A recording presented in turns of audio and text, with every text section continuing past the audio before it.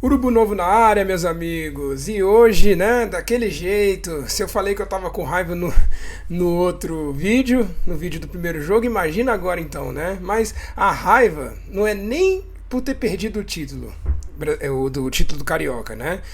Obviamente eu fiquei com muito mais raiva num título igual da Libertadores e tudo. Não pelo título, é pela displicência, né? Pela displicência, pela forma como as coisas aconteceram, pela forma que tudo aconteceu e pela falta até de vontade, né? Vamos lá, vamos falar de algumas coisas aí do jogo, vamos pincelar aqui. Eu acho que, para começar, eu já tinha ponderado no outro vídeo, tem muita coisa errada. Eu já vinha falando para vocês, a questão do técnico é importante. A gente tá no. Você vê erros do técnico, a gente está vendo que o técnico tem algumas coisas erradas, coisas para corrigir, talvez muitas, mas até quando a torcida do Flamengo vai ficar protegendo os jogadores? Até quando a gente vai achar que esse time, a gente vai viver de 2019? Tudo bem, foi campeão brasileiro em 2020 também, mas já com o Rogério Ceni. E aí o Rogério virou o problema. O Rogério ganhou o Carioca, ganhou a Supercopa, ganhou o Brasileiro e ele era o problema. Porque hoje saiu matéria de bastidores, saiu informação, inclusive foi do Mauro César, falando que os jogadores, né, não nomearam, claro, eles não vão falar isso publicamente, mas que eles até gostavam do método do Rogério Ceni. Ué, se gostavam do método, por que deixaram ele cair então? Por qual razão que o Rogério sabe? Então, porque eu comentei hoje com pessoas próximas e tudo, o Flamengo tinha que ter mantido o Rogério Ceni. A maior resposta no ano passado que a diretoria poderia ter dado para os jogadores era ter mantido o Rogério Ceni. Se tivessem mantido o Rogério Ceni até o final do ano, quem sabe não teria ganhado a Libertadores, ou o Brasileiro, ou a Copa do Brasil, já que o time estava vivo em três frentes. Foi a torcida, foi por pressão das arquibancadas, o Renato, que tempo, se eu já tivesse o canal ano passado, vocês já teriam visto isso, que a contratação do Renato era uma contratação maluca, sem pé nem cabeça. Viviam falando que não tinha método de treinamento, que ele não treinava o time, e mesmo assim queriam, deu no que deu. Deu no que deu. O Flamengo vai ficar com um técnico a cada 4 meses? Isso vai dar errado, não vai dar certo. O Flamengo tem que ter uma estabilidade. Os jogadores, a gente está tendo um problema de jogadores.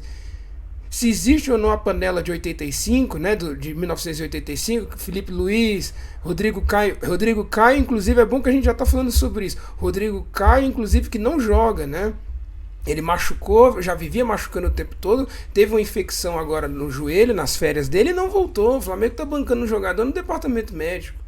Então a panela é Rodrigo Caio, Felipe Luiz, Diego Ribas, Diego Alves. A gente vai ficar vivendo disso. Se realmente existir essa panela, ou outros jogadores que sejam, porque o técnico, se o Jorge Jesus voltasse agora, a volta de Jesus, né, que a torcida tanto fala e tanto pede, como se isso fosse resolver os problemas, os jogadores podiam falar que ele mudou, que não estava adaptado ao método dele, e etc, etc. E, gente, não é assim que funciona.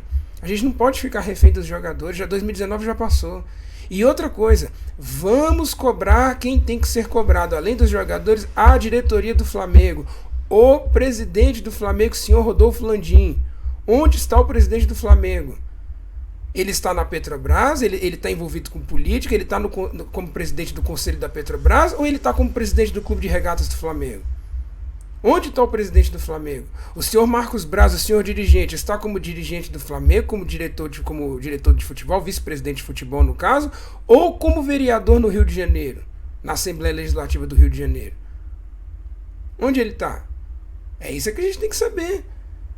Não tem condições. O Flamengo vai ficar vivendo dessa ciranda de técnico. Jogar a culpa no técnico é fácil. Tem jogadores. Vamos lá, eu ia até pincelar aqui com vocês, pela matéria aqui, ó, do GE, já tem as notas, já alguém do GE estava bravo ali.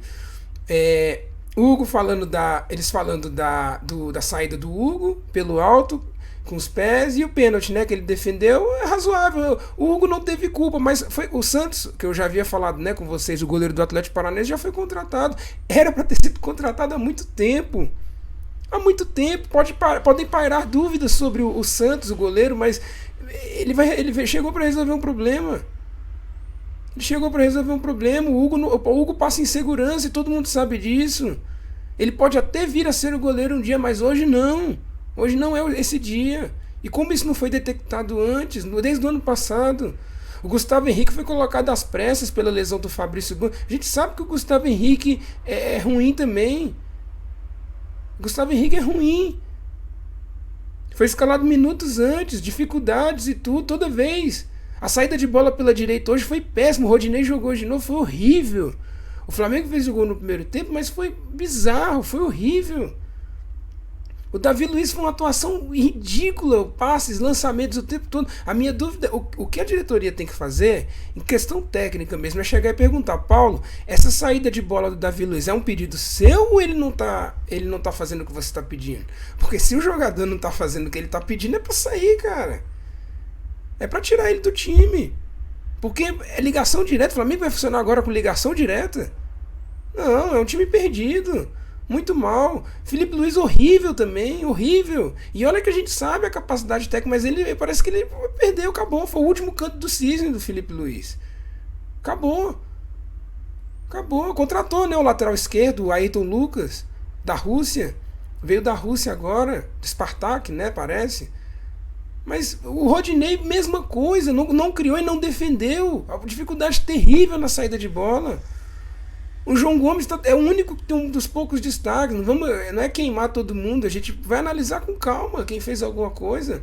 O Andréas Pereira também perdido, marcando péssimo, sem dinâmica. Vai contratar um jogador que não encaixou no Flamengo, que não deu certo, que teve o problema na final da Libertadores, mas nem no Carioca jogou.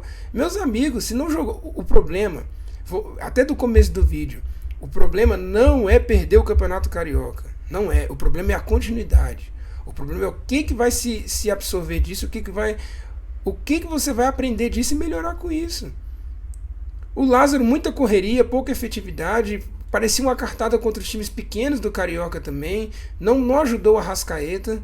E o Arrascaeta, nesse jogo ele não fez nada, mas ele ainda deu lance, deu assistência para o gol e sobrecarregado fisicamente, né? Ele voltou da eliminatória já mal, ele estava se arrastando no segundo tempo. Time muito dependente do Arrascaeta, muito mesmo, não coloca a culpa nele. O Bruno Henrique, a gente já vem falando, fisicamente muito mal. Não conseguiu dar sequência a nenhum lance. O Gabigol, eu nem sabia, tá dizendo aí, né, que ele se isolou, nem tá olhando isso, na artilharia do Carioca. De novo, né, artilheiro não fez nada, né? Gritou, xingou, mas não fez muita diferença, ele fez o gol. Eu não acho que o Gabigol seja um problema, ele está no contexto dos problemas, mas não tá. O Bruno Henrique pode até estar por causa da questão física. Se ele é um jogador que não vai mais render por causa da questão física, até porque ele é mais velho do que o Gabigol, então ele já tá na hora de sair. E aí depois tem até o Everton Ribeiro. Pra mim não fez nada de novo, pra mim a nota foi até boa. Talvez, tá tudo bem, ele jogou pouco, mas a nota não corresponde, muito mal. O Mateuzinho entrou melhor do que o Rodinei. Eu não entendi a entrada do Rodinei. Eu não vi se teve algum problema físico, alguma coisa. Vocês podem até falar aí nos comentários. O Pedro, mais uma vez, zero. Nada. O Arão tá sem nota porque também ele não ia nem merecer a nota.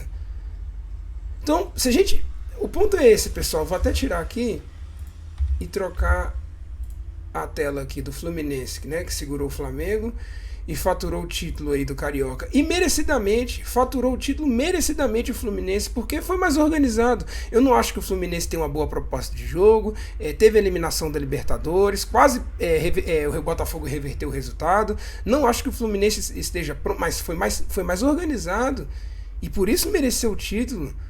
Segurou o Flamengo os 2 jogos, se não fosse o pênalti era 2-0 nos 2 jogos, foi muito superior. Tenho toda a opinião contrária, vocês bem sabem, a Abel Braga, ao estilo de técnicos brasileiros antigos e tudo, mas saiu do jejum. O Fluminense saiu do jejum. O Flamengo não perdeu a final de Carioca desde 1995. O próprio Fluminense, gol de barriga, um jogo maluco de centenário do Flamengo, aquela confusão. O Flamengo quer voltar para esses tempos de confusão? O vídeo vai ficar até um pouco mais longo, mas é porque não tem condições, a gente tem que abordar isso aqui.